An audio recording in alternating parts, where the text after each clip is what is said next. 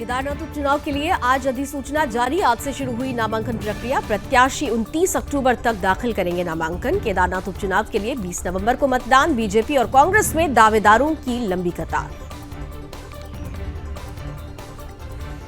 CM Dhami की दक्षिण भारत के प्रसिद्ध अभिनेता और निर्माता मोहन बाबू से शिष्टाचार भेंट। फिल्म की रिलीजिंग से पहले केदारनाथ दर्शन के लिए पहुंचे सीएम धामी ने दी फिल्म की सफलता के लिए शुभकामनाएं।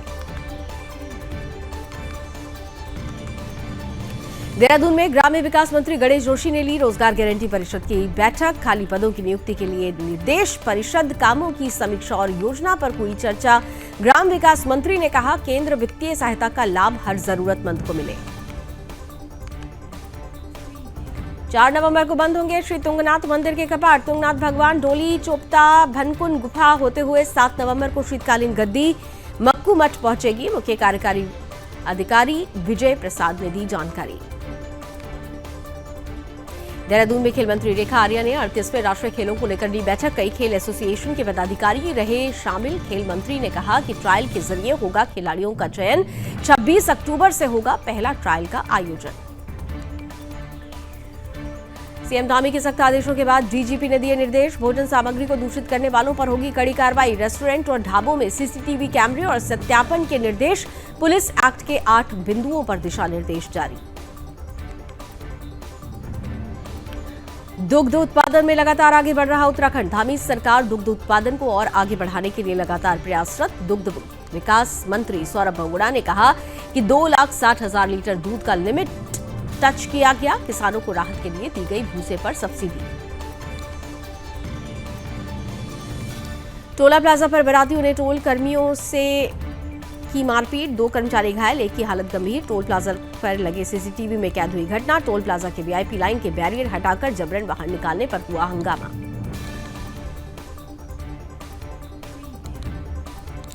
हरिद्वार में भारत पेट्रोलियम टैंकर से तेल चोरी के रैकेट का पर्दाफाश। डीएम निर्देश पर डिप्टी कलेक्टर ने की छापेमारी। चोरी करते रंगे हाथों पकड़े गए ड्राइवर क्लीनर।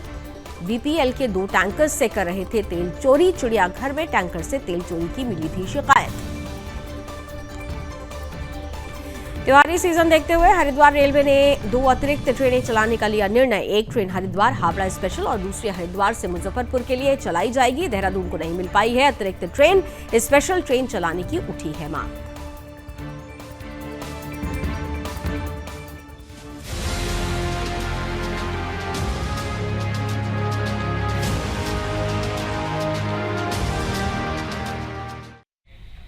नमस्कार, अपना उत्तराखंड देख रहे हैं आप। आपके साथ मैं हूं लावनी विनीत। आइए देवभूमि उत्तराखंड की खबरों का सफर शुरू करते हुए केदारनाथ की बात सबसे पहले करेंगे, जहां पर केदारनाथ उपनिर्वाचन के लिए अधिसूचना जारी कर दी गई है। जिला निर्वाचन अधिकारी ने व्यवस्थाओं का इससे लेकर जायजा भी लिया है और जिला निर्वाचन अधिकारी ने उप जिलाधिकारी को निर्देश दिए हैं कि व्यवस्थाएं सुनिश्चित कर ली जाएं। बैरिकेडिंग के अलावा शांतिपूर्ण निष्पक्ष मतदान के भी निर्देश दिए गए हैं और इसके साथ ही साथ उम्मीदवारों को किसी भी प्रकार से कोई असुविधा ना हो, नोटरी दस्तावेजों की व्यवस्था की जाए। ये तमाम बातें जो है इस अधिसूचना के जरिए सीधे तौर पर जानकारी दे दी गई है। निर्वाचन अधिकारी अधिसूचना से प्रत्याशी को निःशुल्क नामांकन पत्र भी मिलेगा। निर्वाचन आयोग वेबसाइट से डाउनलोड किया जा सकता है ये नामांकन पत्र। इसकी जानकारी भी दी गई है। प्रशासनिक स्तर पर पूरी तैयारी कर ली गई है। तो उपचुनाव को लेकर जो बेहद खास तैयारी है वो तैयारी इस तैयारी के बारे में दिशा निर्देश दे दिए गए हैं। अधिसूचना जारी कर दी गई है। उम्मीदवारों को किसी भी प्रकार से कोई असुविधा ना हो, इसे लेकर बेहद खास ध्यान रखा जाएगा। नोटरी दस्तावेजों की व्यवस्था भी की जाएगी। इसके अलावा आपको बता दें कि पारदर्शिता और शांतिपूर्ण ढंग से संपादित कराने के लिए जिला निर्वाचन अधिकारी सौरभ गहरवार ने ऊखीमठ तहसील कार्यालय में सभी आवश्यक तैयारियों और व्यवस्थाओं का जायजा लिया है। जिला निर्वाचन अधिकारी ने उप जिलाधिकारी ऊखीमठ अनिल कुमार शुक्ला को निर्देश दिए कि निर्वाचन आयोग के दिशा निर्देशों के अनुसार सभी जरूरी व्यवस्थाएं सुनिश्चित की जाए। जैसा कि जो व्यवस्थाएं सामने आपके दिख रही हैं, उन्होंने कहा कि निर्वाचन आयोग की निर्धारित तिथि के अनुसार 7 केदारनाथ विधानसभा उपनिर्वाचन की अधिसूचना जारी कर दी गई है। प्रत्याशियों के नामांकन पत्रावलियों के दस्तावेजों की प्रक्रिया से पहले की जाने वाली तैयारियां सहित बैरिकेडिंग के अलावा शांतिपूर्ण और निष्पक्ष मतदान के निर्देश दिए गए हैं। उन्होंने कहा कि निर्वाचन लड़ने वाले उम्मीदवारों को किसी भी प्रकार से कोई असुविधा ना हो, इसके लिए बाकायदा नोटरी दस्तावेजों की समुचित व्यवस्था भी सुनिश्चित की गई है। रिटर्निंग अधिकारी अनिल कुमार शुक्ला ने कहा कि केदारनाथ विधानसभा उपचुनाव के लिए सभी आवश्यक व्यवस्थाएं तैयार कर ली गई हैं। उन्होंने बताया कि रिटर्निंग अधिकारी कार्यालय परिसर के 100 मीटर दायरे को बैरिकेडिंग कर दिया गया है और साथ ही सुरक्षा के दृष्टिगत पुलिस फोर्स की तैनाती भी कर दी गई है। वहीं उपजिला निर्वाचन अधिकारी, सहायक रिटर्निंग अधिकारी, तहसीलदार समेत कई अधिकारी और कर्मचारी इस पूरी बैठक के दौरान उपस्थित रहे।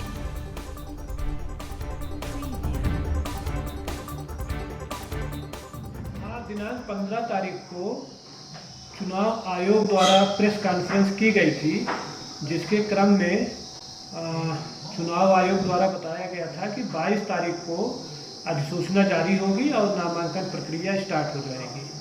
तो आज 22 तारीख है, आज जो है अधिसूचना जारी हो गई है और हमारे द्वारा प्रारूप 1 में पब्लिक नोटिफिकेशन जारी कर हिंदी और इंग्लिश दोनों ही भाषाओं में जारी कर दिया गया है। इसके अलावा प्रेस नोट भी रिलीज कर दिया गया है। केदारनाथ की हम बात कर रहे थे। केदारनाथ विधानसभा सीट पर होने वाले उपचुनाव के लिए आज से नामांकन प्रक्रिया शुरू हो चुकी है, लेकिन बीजेपी और कांग्रेस में प्रत्याशियों को लेकर अभी तक जद्दोजहद चल रही है। अगर बात बीजेपी की हो तो भारतीय जनता पार्टी में भी कश्मकश का माहौल दिख रहा है। भारतीय जनता पार्टी अभी तक अपना प्रत्याशी घोषित नहीं कर पाई है और इसे ही लेकर भाजपा राज्यसभा सांसद नरेश बंसल ने कहा कि पार्टी के नाम पर पैनल बनाकर केंद्र को भेज दिया गया है। केंद्र उस पर चिंतन मंथन कर रहा है और उसके बाद एक मजबूत प्रत्याशी मैदान में उतारा जाएगा। वहीं नरेश बंसल ने कहा कि भाजपा में कोई पेंच नहीं फंसा है, अभी नामांकन 1 सप्ताह तक चलेगा और उससे पहले पार्टी अपना प्रत्याशी घोषित कर देगी।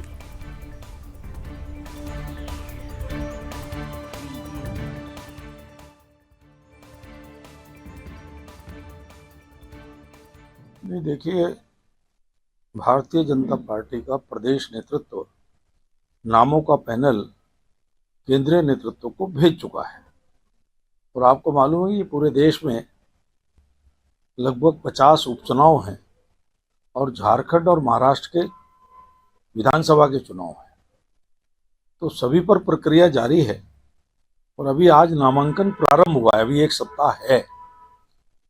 तो नामांकन की तिथि तक निश्चित रूप से प्रत्याशी की घोषणा होगी। मंथन के बाद कोई पेच नहीं है, पार्टी में पूरी पारदर्शिता है। निश्चित रूप से जीतने वाले प्रत्याशी की भारतीय जनता पार्टी घोषणा करेगी। तौर से बात कर रहे थे कि आज गृह मंत्री अमित शाह जी का जन्मदिन है और इसे लेकर तमाम जगहों पर उत्सव जैसा माहौल है। भारतीय जनता पार्टी के कार्यकर्ताओं ने मसूरी में खास तौर से पिक्चर पैलेस चौक पर एक दूसरे को मिठाई खिलाकर उत्सव मनाया है। कैबिनेट मंत्री गणेश जोशी ने गृह मंत्री अमित शाह की लंबी उम्र की कामना की। कैबिनेट मंत्री ने कहा कि राष्ट्रीय राजनीति के चाणक्य और वर्तमान लौह पुरुष अमित शाह जी का जन्मदिन है, जिसे भारतीय जनता पार्टी मसूरी के कार्यकर्ता इसे बड़े ही धूमधाम से मना रहे हैं। उन्होंने कहा कि अमित शाह के नेतृत्व में इसी प्रकार भारतीय जनता पार्टी को और आगे बढ़ाने का मौका मिलता रहेगा, संगठन आगे बढ़ता रहेगा। इस अवसर पर कैबिनेट मंत्री मसूरी के उपजिला चिकित्सालय पहुंचे और मरीजों को फल वितरित किए। साथ ही साथ गणेश जोशी ने अस्पताल का निरीक्षण भी किया और अस्पताल में कर्मचारियों की कमियों को दूर करने के लिए स्वास्थ्य मंत्री डॉक्टर धन सिंह रावत से फोन पर बात भी की।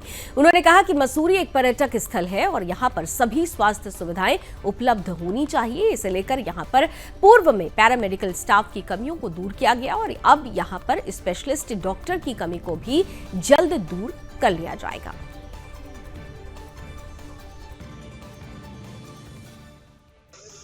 इच्छा शक्ति के प्रतीक मैं तो बहुत खुश कहूंगा।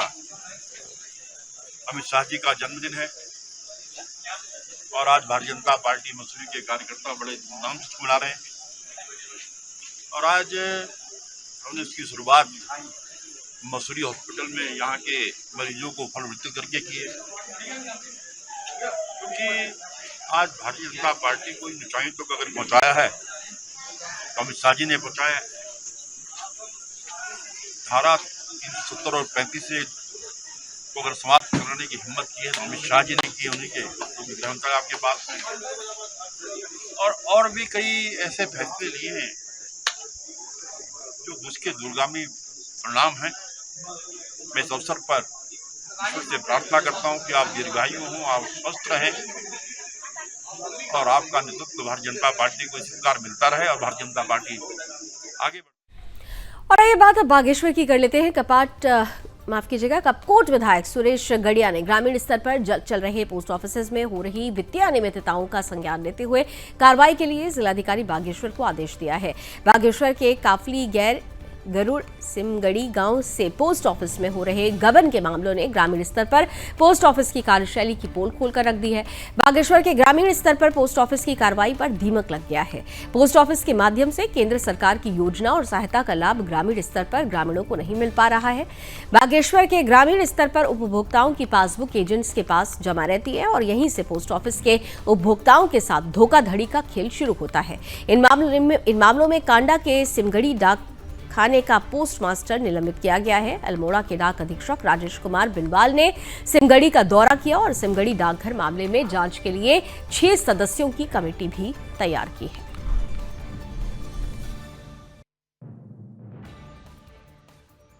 जानकारी में आया है, लेकिन आज की तारीख तक हमारे पास जो विभागीय जांच है उसके अनुसार कुछ भी नहीं मिल पाया। उसका कारण ये है कि हम लोग जांच अभी कुछ ढंग से कर ही नहीं पाए हैं।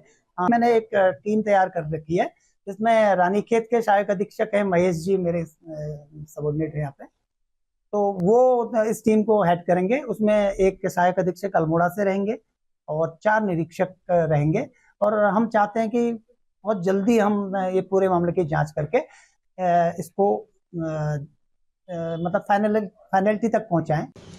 विधानसभा क्षेत्र कपकोट के दूरस्थ अंचलों में, गांवों में, जहां हमारे भारत सरकार का उपक्रम पोस्ट ऑफिस है, डाकघर हैं, उन छोटे छोटे काश्तकारों के द्वारा गांव में रहने वाले सम्भ्रांत जनता के द्वारा जो डाकघरों में पैसा जमा किया गया था, उसमें पोस्ट मास्टर के द्वारा वित्तीय अनियमितताएं की गई हैं, जिसके कारण से गांव के लोगों को बहुत कष्ट सहना पड़ रहा है। मैंने जिलाधिकारी बागेश्वर, पुलिस अधीक्षक बागेश्वर और माननीय मुख्यमंत्री जी को भी पत्र के द्वारा लिखित रूप से अवगत कराया है कि जिस भी तरीके से धोखाधड़ी हुई है उस पर सख्त कार्रवाई हो और सख्त कार्रवाई के साथ डाक विभाग जितने लोगों के जो पैसे जमा थे उस पर जो है पूर्णतः कार्रवाई करके उनके कष्टों को दूर करने का काम करे। इसलिए मैं बहुत जल्दी अभी देहरादून में हूँ, जैसे ही बागेश्वर पहुंचूंगा तो एक एक चीज की पड़ताल के साथ वहां गांव के लोगों से मिलकर उनके कष्टों को दूर करने का प्रयास करूंगा। मसूरी में मसूरी प्रतापनगर जन कल्याण समिति के टिहरी झील में तैराकी का कीर्तिमान स्थापित करने वाले पिता पुत्र के सम्मान में आयोजित सम्मान समारोह में बतौर मुख्य अतिथि कैबिनेट मंत्री गणेश जोशी ने प्रतिभाग किया। इस अवसर पर कैबिनेट मंत्री ने टिहरी के मुटड़ा निवासी बीजेपी मंडल अध्यक्ष त्रिलोक सिंह रावत और उनके पुत्रों ऋषभ रावत और पारस रावत को सम्मानित किया। इस अवसर पर गणेश जोशी ने खेल मंत्री से फोन पर बातचीत करके तैराकी में कीर्तिमान बनाने वाले पिता पुत्र को उत्तराखंड स्थापना दिवस पर सम्मानित करने के साथ साथ उनको प्रोत्साहन देने की बात की। उत्तराखंड की टिहरी झील में बिना लाइफ जैकेट के त्रिलोक रावत और उनके दोनों पुत्र ऋषभ और पारस ने इतिहास रच दिया।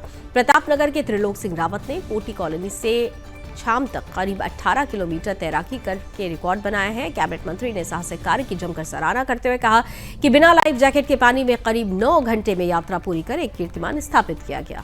उन्होंने कहा उत्तराखंड में पर्यटन की अपार संभावनाओं को देखते हुए प्रदेश सरकार राज्य को एक पर्यटन हब के रूप में विकसित कर रही है। टिहरी के आसपास के क्षेत्र को पर्यटन हब के रूप में विकसित किया जा रहा है। इसके साथ ही केदारनाथ उपचुनाव को लेकर उन्होंने कहा कि उपचुनाव में बीजेपी का प्रत्याशी भारी मतों से जीतने जा रहा है। उन्होंने कहा कांग्रेस पार्टी मात्र दावे करती है और बीजेपी के कार्यकर्ता धरातल पर काम करते हैं।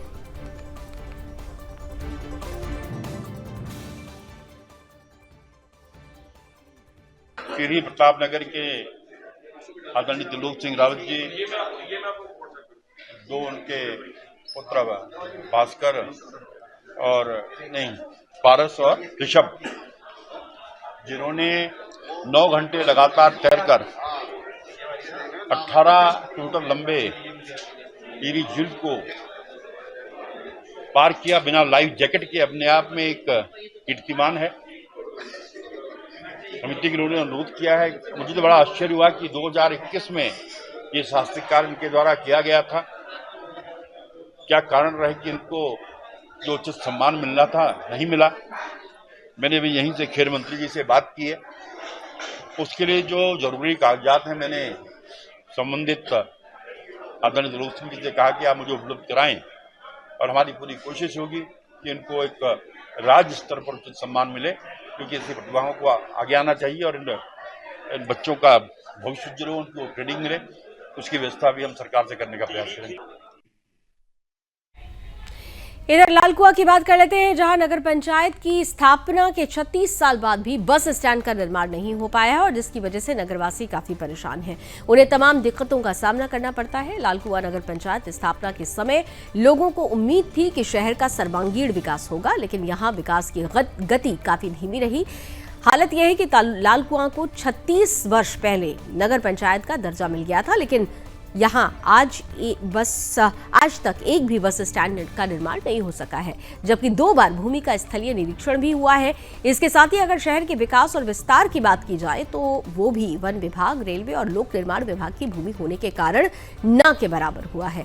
दरअसल लालकुआं नगर में बस स्टैंड न होने के कारण स्थानीय निवासियों को, खासकर महिला और बच्चों को, घंटों सड़क किनारे खड़े होकर बस का इंतजार करना पड़ता है। लालकुआं में बस स्टैंड को लेकर सरकार ने शासनादेश भी जारी किया है, जिसके चलते भूमि का निरीक्षण भी हुआ। निरीक्षण में 1 लाख से अधिक रुपए का खर्चा भी हुआ और इसके बाद हालात जस के तस बने हुए हैं। लालकुआं में बस स्टैंड निर्माण के लिए जमीन उपलब्ध नहीं हो सकी है, जबकि नगर में सरकारी भूमि पर ज्यादातर भूमाफियाओं ने कब्जा कर रखा है।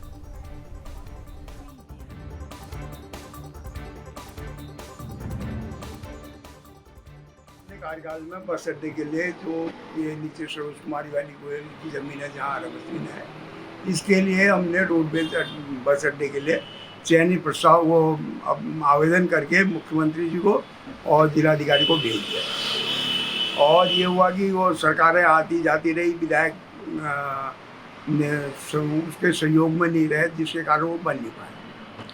सरकार कांग्रेस की ही रही। मैं सबसे पहले आपको ये बताना चाहूँगा कि बस अड्डे के लिए मैंने बड़ा लिखा पढ़ी किया और जो आज हमारे सांसद हैं उनको भी दिया था, विधायक जी को भी दिया था, और हमें जहाँ तक उम्मीद है। आइए आगे बढ़ते हैं। देश में जन जागरूकता के चलते बलि प्रथा जैसी कुरीतियों से छुटकारा मिल गया है, लेकिन अभी भी कुछ ऐसे लोग हैं जो इस प्रथा के जरिए अंधविश्वास को बढ़ावा दे रहे हैं और ऐसे ही एक अंधविश्वास ने उल्लू को संकट में डाल दिया है। दरअसल ये अंधविश्वास ऐसे समय पर सबसे ज्यादा प्रबल हो जाता है जब देश भर में लोग बुराई पर अच्छाई की विजय का त्यौहार दीपावली मनाने की तैयारी कर रहे होते हैं। दीपावली पर्व में उल्लू पक्षी का काफी धार्मिक महत्व है। लोग इसे लक्ष्मी जी की सवारी मानते हैं और दीपावली में मां लक्ष्मी की ही पूजा होती है। यही कारण है कि दीपावली के समय इस पक्षी की तस्करी बहुत ज्यादा बढ़ जाती है और इस पक्षी की तस्करी को रोकने के लिए ही वन संरक्षक राजाजी टाइगर रिजर्व के निदेशक डॉक्टर कोको रोसे ने कहा कि वन्य जीव तस्करी रोकने के लिए वन विभाग लगातार रात को भी पेट्रोलिंग कर रहा है। और चलिए इसके साथ अपना उत्तराखंड में अभी बस इतना ही। देश और दुनिया की तमाम खबरों के लिए आप जुड़े रहिए सुदर्शन न्यूज के साथ। जय हिंद।